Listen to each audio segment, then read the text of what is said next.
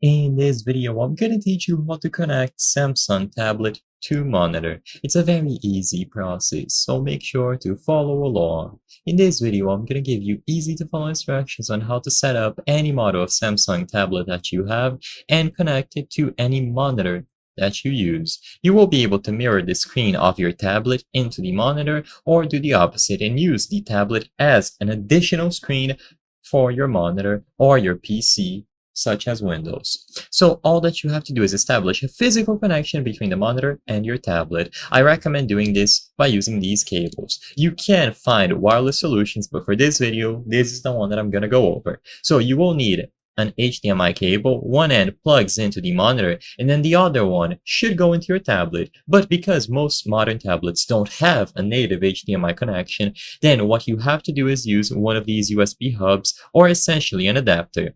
It doesn't need to be a hub like this that has plenty of different connection types, but basically you need to be able to connect the tablet to the HDMI cable that's going into the monitor. You can use an HDMI to USB adapter if you wish, which might be cheaper, or you can get one of these hubs to have plenty of different connections as well as HDMI.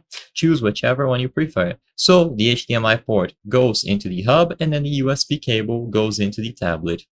Once this connection has been established, you are good to go. You can find hubs and the cables like these on Amazon. So go to Amazon, look for HDMI cable, so an HDMI to HDMI cable, and then you can find a USB-C to HDMI adapter. You can get a hub that has plenty of connections, or like I said, get specifically the adapter that transforms the connection to HDMI, whichever one you prefer.